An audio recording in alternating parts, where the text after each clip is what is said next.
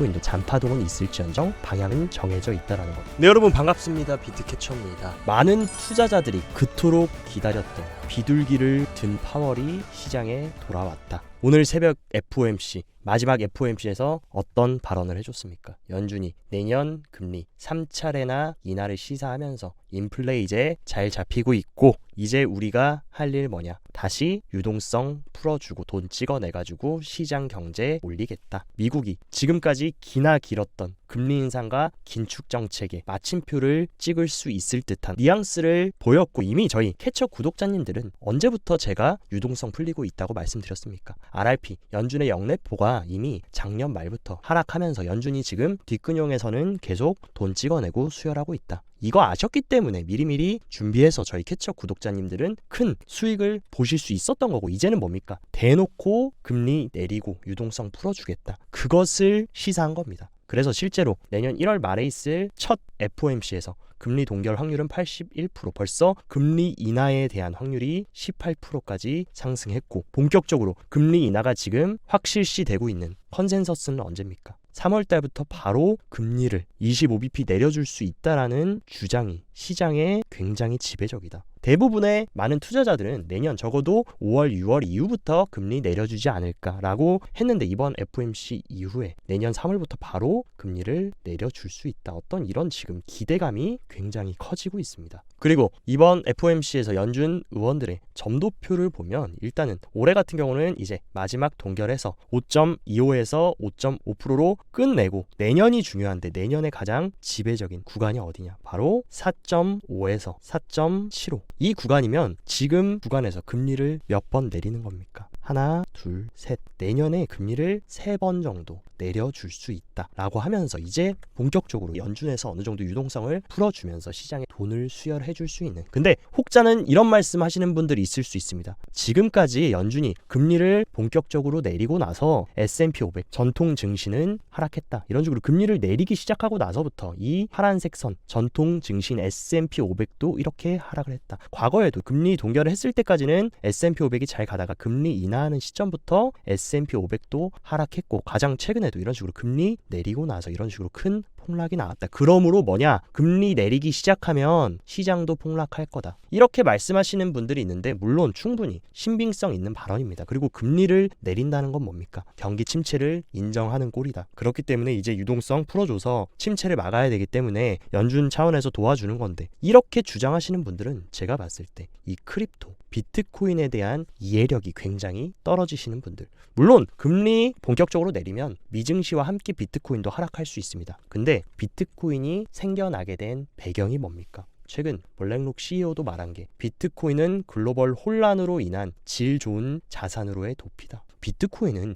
위기에 강한 자산이고 위기의 도피처다. 그리고 살아있는 전설적인 헤지펀드 매니저인 폴 투더 존스도 인플레이션이나 불황기에 비트코인은 가장 빠른 경주마다. 이 얘기 뭡니까? 오히려 위기의 순간에 빛을 발할 수 있는 게 비트코인이다. 내년에 본격적으로 금리 인하 시작하고 만약에 전통 증시, 미증시부터 부동산 무너질 수 있습니다. 근데 중요한 거, 그렇게 무너지는 시기에 강한 게 비트코인이기 때문에 중요한 것이고, 이번에도 나스닥 S&P 500 이런 식으로 조정을 나왔을 때 디커플링 하면서 치고 올라갔던 게 뭡니까? 비트코인이다. 그렇기 때문에 과거의 경제 흐름만을 보고 현재 지금 크립토 시장을 판단하시는 분들은 크립토 공부가 덜 되신 분들, 과거의 전통 증시의 흐름과 금리의 흐름만 공부하신 분들, 이런 분들은 코인 투자에 대한 코어 공부, 왜 비트코인이 중요한지에 대한 이해부터 하셔야 됩니다. 그리고 올해 2023년 최종 결산을 냈을 때 가장 큰 수익률을 보여준 핵심 자산 중에 1위가 뭡니까? 압도적으로 비트코인. 나스닥 아무리 많이 올랐다라고 해도 1년 동안 52% 올랐다. 근데 비트코인은 156%. 그리고 올해는 얼마나 많은 위기가 있었습니까? 연준의 가파른 금리 인상과 긴축 정책부터 지정학적인 위기, 국제정세의 불안, 여러 가지 악재들이 굉장히 많이 겹쳐 있었는데도 불구하고 최고의 상승률을 보였다. 이 얘기는 뭐냐? 내년에 만약에 금리 인하하고 미증시 무너지더라도 비트코인은 강세를 보여줄 수 있고, 그리고 또 비트코인이 장점은 뭡니까? 유동성이 풀렸을 때 가장 큰 수혜를 받는 게 비트코인이다. 이 크립토, 비트코인이라는 자산의 특성을 여러분들이 잘 아셔야 실패하지 않는 성공적인 투자를 할 수 있다는 거. 제가 비트캐쳐 구독자님들께는 굉장히 정말 귀에 피나도록 알려드렸고 우리는 코어를 단단히 했기 때문에 흔들림 없이 계속해서 정진해 나가기만 하면 된다. 그리고 우리가 시장을 비관적으로 볼 이유보다 낙관적으로 봐야 되는 이유들은 2024년에 너무나 많이 지금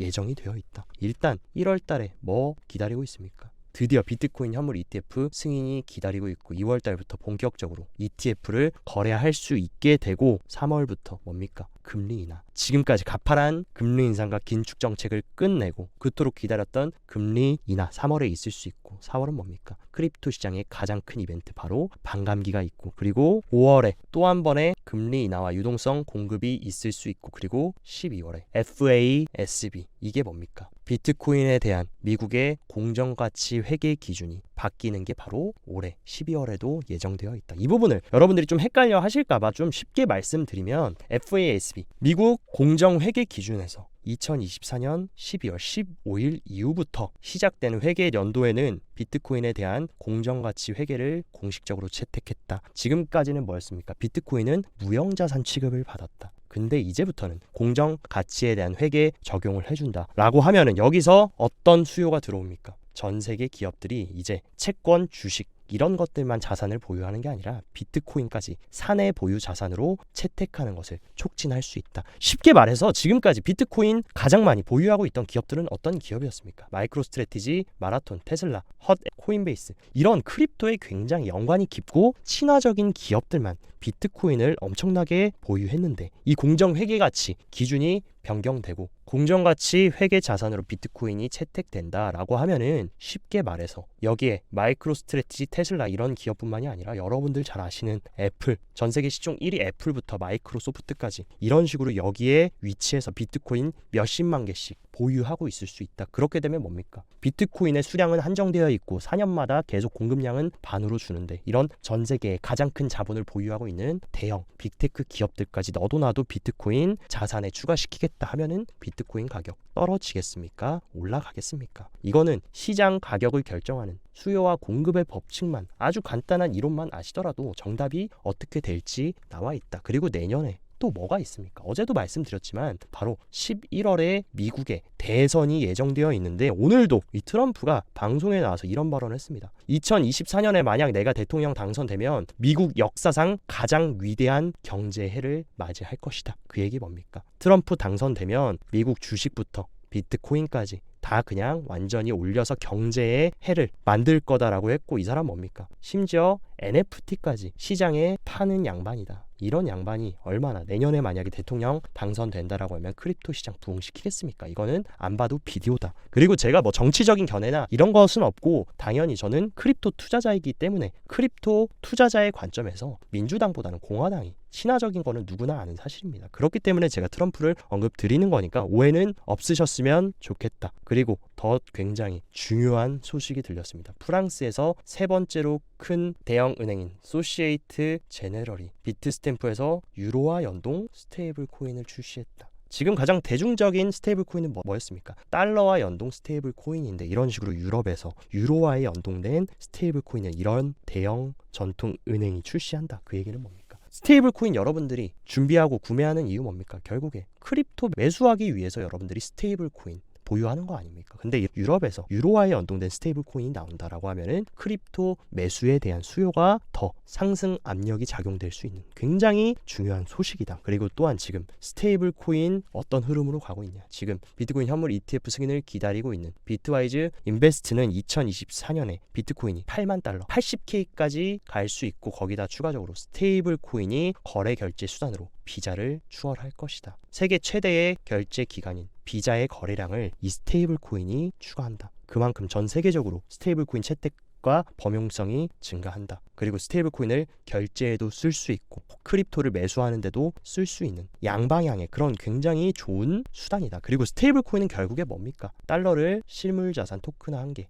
RWA 한 게 바로 스테이블 코인이다. 그만큼 지금 시장의 흐름이 이 블록체인이라는 혁신 기술과 크립토라는 엄청난 혁신 기술을 중앙에 두고 과거에 낡은 금융 시스템이 지금 디지털로 변화하는 우리는 그 기점에 서 있다. 그렇기 때문에 지금 시기를 잘 준비해야 된다고 제가 계속 말씀드린 거고 또 엄청난 호재가 들렸습니다. 지금까지 미국인들에게만 현물 거래를 허용했던 미국의 1위 거래소인 코인베이스가 지금 인터내셔널 익스체인지 전 세계를 상대로 지금 현물 마켓을 런칭하겠다. 이게 엄청난 소식이고 최근에 어떤 일이 있었습니까? 코인베이스는 현물 말고 무기한 선물 같은 경우는 지금 코인베이스 인터내셔널에서 이런 식으로 제공을 했습니다. 그래서 제가 코인베이스 인터내셔널에서 지금 무기한 선물로 상장되어 있는 코인들 주목하라고 말씀드렸고 여기에 어떤 코인들이 있었습니까? 비트코인, 이더리움, 에이다, 아비트럼, 아발란체, 비트코인 캐시, 도지코인, 이더리움 클래식, 체인링크, 라이트코인, 매틱, 옵티미즘, 솔라나, 스텔라룸앤 XRP. 이 코인베이스가 전 세계를 상대로 퍼페추얼 퓨처, 그러니까 무기한 선물 상장시킨 이 코인베이스 인터내셔널 코인 인덱스, 이것도 굉장히 여러분들이 주목해서 보셔야 되고, 이 얘기는 뭡니까? 결국에 코인베이스가 전 세계인들을 상대로 인정한 코인들이라고 우리가 볼 수 있다. 그렇기 때문에 중요한 거고, 이 코인들이 스팟 거래에도 아마 적용이 될 가능성이 굉장히 크기 때문에 제가 방금 보여드렸던 코인베이스 인터내셔널 선물 인덱스도 잘 체크를 하시고, 그리고 이번에 또 홍콩의 메인 거래소 해시키의 또 하나의 새로운 코인이 상장이 됩니다. 바로 신세틱스. 지금까지 여러분들 아시겠지만 이 해시키 거래소 어떻게 보면 중국의 진짜 부자들, 중국의 소매 거래, 개인들 기관들 할 것 없이 지금 정식으로 허가받은 거래소인 이 해시키 거래소에 상장된 코인들 보시면 이런 식으로 다 올라간다. 왜 그렇겠습니까? 얘네 굉장히 깐깐합니다. 홍콩 SFC, 홍콩 증권선물위원회 굉장히 깐깐한데 얘네한테 통과된, 검증된 코인. 그렇기 때문에 이 신세틱스도 신규 상장되기 때문에 여러분들이 잘 체크하시고, 신세틱스에 대해서 간단하게만 좀 말씀드리면, 신세틱스는 탈중앙화 금융 디파이 프로토콜입니다. 그래서 이더리움 기반 디파이 프로토콜이고, 신세틱스가 중요한 역할, 결국에 다음 사이클에서 제가 말씀드렸던 굉장히 중요한 게 뭡니까? 무기한 선물 시장, 옵션이나 이런 마켓 메이킹, 시장의 유동성을 공급해 줄 수 있는, 디파이의 유동성을 공급해 줄 수 있는 그 유동성 공급 레이어를 지금 신세틱스가 굉장히 중요한 역할을 차지하고 있다. 그렇기 때문에 이런 식으로 해시키도 정규 지금 상장을 준비하고 있는 거고, 신세틱스도 여러분들이 한번 주목해서 보시면 좋을 것 같습니다. 그리고 몇 가지 지금 온체인 데이터들도 한번 체크를 해보자면, 전체 스테이블 코인 공급량을 보면 언제를 기점으로 이런 식으로 스테이블 코인 공급이 피벗하기 시작했습니까? 바로 지난 10월을 기점으로 스테이블 코인 공급량이 상승하면서, 결국에 스테이블 코인 공급량이 상승한다. 이 얘기 뭡니까? 시장으로 돈이 들어오고 있다. 제가 투자에서 가장 중요한 거 한 개만 꼽으라고 하면 돈의 흐름, 바로 유동성이 제일 중요하다라고 말씀드렸는데, 지금 크립토 시장에도 이런 식으로 스테이블 코인 유동성이 들어오고 있고, 그에 따라서 지금 비트코인 가격도 수직 상승하는 흐름, 이런 흐름으로 스테이블 코인 공급량이 내리꽂지 않고 계속 우상향 해준다라고 하면 비트코인도 잔파동은 있을지언정 방향은 정해져 있다라는 거 여러분들이 잘 기억하시고, 지금 0.01개 이상의 비트코인을 보유하고 있는 지갑 주소 수가 엄청나게 상승하고 있다. 이 얘기 뭡니까? 지금 기관들뿐만 아니라 전 세계적으로 이 가상자산 비트코인을 포트에 집어넣고 채택하는 움직임이 굉장히 가속화되고 있고, 전 세계적으로 이런 식으로 크립토 채택이 가속화된다. 결국에는 상승 압력으로 작용될 수밖에 없다. 그리고 현재 지금 비트코인 현물 ETF라는 엄청난 호재를 앞두고 지금 1000개 이상의 비트코인을 보유 중인 주소, 1000개 이상의 비트코인을 보유하려면 보편적으로 개인들이겠습니까? 아니면 기관들이겠습니까? 대부분이 기관들 아니면 엄청난 고래들, 자본 세력들이다. 근데 지금 1000개 이상의 비트코인을 보유 중인 고래들 지갑수가 언제를 기점으로 올라갔습니까? 9월, 10월을 기점으로 1000개 이상 비트를 보유 중인 지갑수가 늘어나고 있다. 이런 움직임은 뭐랑도 관련 있습니까? 기관들이 비트코인을 정식 자산 클래스로 계속 채택하고 있다. 그렇기 때문에 결국엔 가격은 단기적으로 흔들려도 중장기적으로는 정해져 있다. 그렇기 때문에 제가 항상 말씀드렸던 거, 남들과 다른 길을 가야지 경로를 이탈하면 안 된다. 그렇기 때문에 큰 방향성은 정확하게 잡아두시고 대응하시는 것을 권장드리고, 그리고 전반적인 자산 시장에 웃어주는 흐름 뭡니까? 바로 달러 인덱스도 최근에 다시 올라가나 했지만 다시 하락하면서 결국에 달러가 내려간다라는 거는 증시건 부동산이건 비트코인이건 자산 시장에 지금 긍정적으로 흘러가고 있다라는 것을 시사하고 있고, 실제로 지금 그레이스케일 GBTC 프리미엄을 보면 이번에 또 마이너스 7%에 도달하면서 또 올해 GBTC 마이너스 프리미엄이 또 갱신됐다. 제가 말씀드렸던 거 GBTC 마이너스 프리미엄이 0에 가까워지는 시기가 본격적으로 이제 비트코인 현물 ETF가 출시되는 시기, 지금 GBTC 움직임을 보더라도 얼마나 기관들의 수요가 다시 한번 개미를 털어주고 나서 또 들어오고 있는지 우리가 알 수 있는 대목이고, 코인베이스 프리미엄도 지금 어떻게 가고 있습니까? 최근에 과열 구간에서 미국의 기관 세력들, 헤지 펀드들이 한번 가격을 내리면서 개미들 딱 털어주니까 코인베이스 프리미엄이 음수로 갔다.